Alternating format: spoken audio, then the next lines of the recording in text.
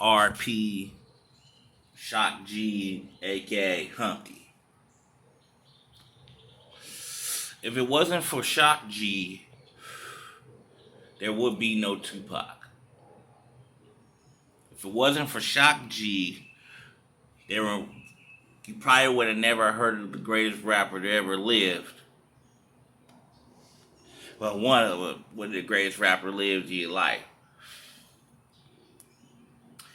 Back when Tupac, wanted to be a rapper,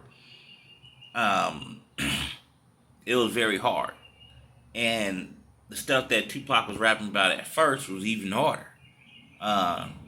They had groups like Public Enemy and,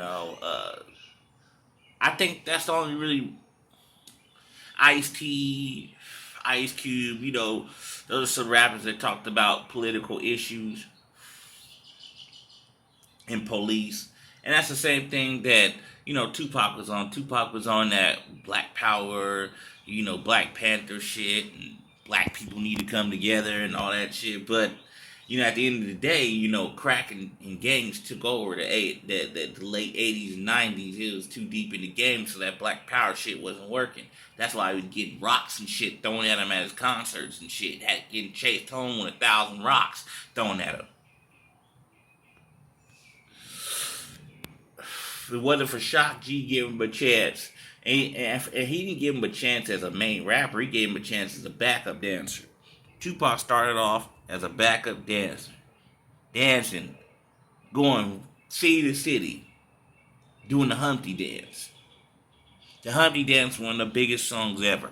One of the biggest songs ever. I don't think Shock G made another song after that. I never heard of his albums, nothing. I just heard the Humpty dance. The Humpty dance was the biggest song he made, and lived off that song for damn near his whole life.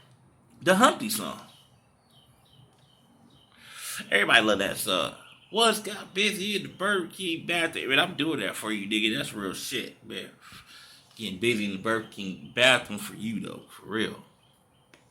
But if it wasn't for Shock G, there wouldn't be no Tupac. Gave him a chance as a backup dancer.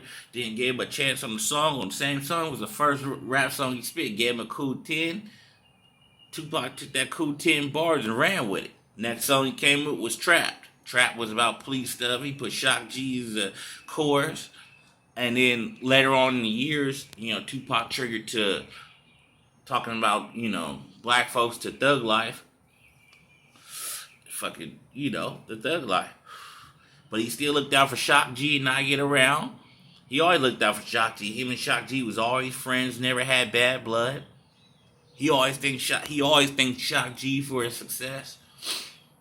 Shock G's a cool dude, man. I seen him perform multiple times in Monterey. I don't give a damn if he performed Humpty 20 times in a row. I was going to motherfucking Humpty dance. It was always cracking, always females. Females love the song, drinks, everything.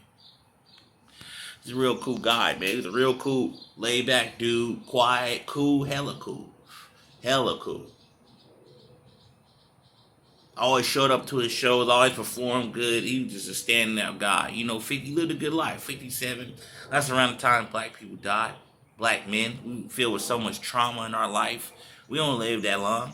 55 to 65 is around the time black men die. So, rest in peace.